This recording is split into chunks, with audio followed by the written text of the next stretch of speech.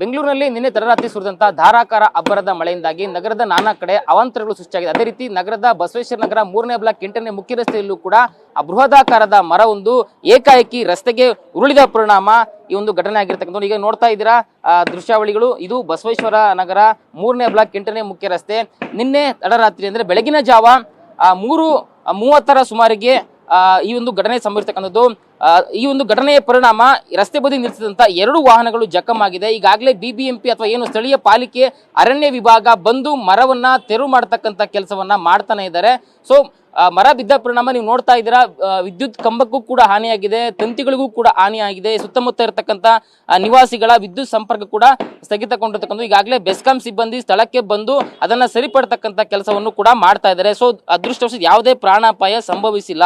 So ಇಲ್ಲಿರ್ತಕ್ಕಂಥ ಸ್ಥಳೀಯರನ್ನ ಮಾತಾಡ್ತಾ ಹೋಗ್ತೀನಿ, ಘಟನೆ ಬಗ್ಗೆ ತಿಳ್ಕೊಂಡು ಹೋಗ್ತೀನಿ. ಸರ್, ತಾವು ಕೂಡ ಒಂದು ಘಟನೆಯನ್ನ ಗಮನಿಸಿದ್ದಾರೆ, ಎಷ್ಟು ಗಂಟೆ ಸುಮಾರಿಗೆ ಒಂದು ಆಗಿದೆ, ಸೊ ಏನೆಲ್ಲ ಆ ಸಮಯದಲ್ಲಿ ಆಯ್ತು ಅಂತ? 3:58ಕ್ಕೆ ಮರ ಉರುಳಿ ಬಿತ್ತು.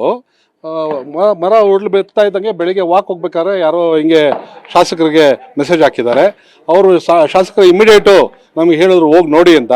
ನಾವು ಅವ್ರ ಅನುಯಾಯಿಗಳು ಬಂದು ಬೆಳಿಗ್ಗೆನೆ ಇವ್ರಿಗೆ BBMP ಅವರಿಗೆ ಫೋನ್ ಮಾಡಿ ಅವರ ಶಾಸಕರೆಲ್ಲ ವ್ಯವಸ್ಥೆ ಮಾಡಿದ್ರು. ಬಂದು ಬೆಳಗ್ಗೆಯಿಂದಾನೆ ತೆರವುಗೊಳಿಸ್ತಾ ಇದ್ದಾರೆ. 2 ಆಟೋ ಡ್ಯಾಮೇಜ್ ಆಗಿದೆ. ಇಲ್ಲಿ ನಿಲ್ಸಿದ್ದ ಪಾರ್ಕಿಂಗ್ ಮಾಡಿದಂಥದ್ದು 2 ಆಟೋ ಡ್ಯಾಮೇಜ್ ಆಗಿದೆ. ಸದ್ಯಕ್ಕೆ ಬೇರೆ ಯಾರಿಗೂ ಯಾವುದೇ ಒಂದು ಪ್ರಾಣ ಹಾನಿ ಆಗಿಲ್ಲ. ಅದು ದೇವರ ಅದೃಷ್ಟವಶಾತು. ನನ್ನ ಹೆಸರು ರಾಕೇಶ್ ಅಂತ, ಇದೇ ರೋಡಲ್ಲಿ. ಸೊ ಘಟನೆಯಿಂದಾಗಿ 2 ವಾಹನಗಳು ಅಂದ್ರೆ 2 ಆಟೋಗಳು ಜಖಮ್ ಆಗಿದೆ. ಸೊ ಆದ್ರೆ ಯಾವುದೇ ಪ್ರಾಣಾಪಾಯ ಆಗಿಲ್ಲ ಸೊ ಅಂತ ಹೇಳಿದಿರ್ತಕ್ಕಂಥ ಸ್ಥಳೀಯರು ಮಾಹಿತಿಯನ್ನು ಕೊಡ್ತಾರೆ. ಇನ್ನು ಘಟನೆ ಪರಿಣಾಮ ಆದಂತ ಒಂದು ಹಾನಿ ಏನಿದೆ, 2 ಆಟೋಗಳಿಗೆ ಹಾನಿ ಆಗಿದೆ. ಅದರಲ್ಲಿ ಒಂದು ಏನು ಮಿನಿ ಟೆಂಪೋ ಏನಿದೆ ಅದು ಕೂಡ ಇಲ್ಲೇ ಸ್ಥಳದಲ್ಲೇ ಇದೆ.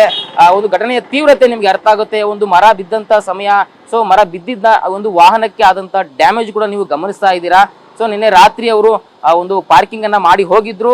ಆದ್ರೆ ರಾತ್ರಿ 3:30 ಅಥವಾ 3:45 ಸುಮಾರಿಗೆ ಏಕಾಏಕಿ ಮರ ಉರುಳಿದಂತ ಹಿನ್ನೆಲೆ ಈ ಒಂದು ಘಟನೆ ಆಗಿರ್ತಕ್ಕಂಥದ್ದು. ನಿಜಕ್ಕೂ ಕೂಡ ನಗರದ ನಾನಾ ಕಡೆ ಈ ರೀತಿ ಘಟನೆಗಳು ಆಗಿದೆ, ಸೊ ಅವಾಂತರಗಳು ಆಗಿದೆ.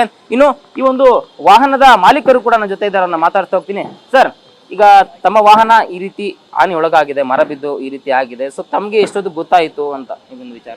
ಸರ್, ಇದು ಇದು ಆಟೋನ ಓಡಿಸ್ತಾ ಇರೋದು ನಾನಲ್ಲ, ನಂದು ಗಾಡಿ ಓನರ್ ನಾನು.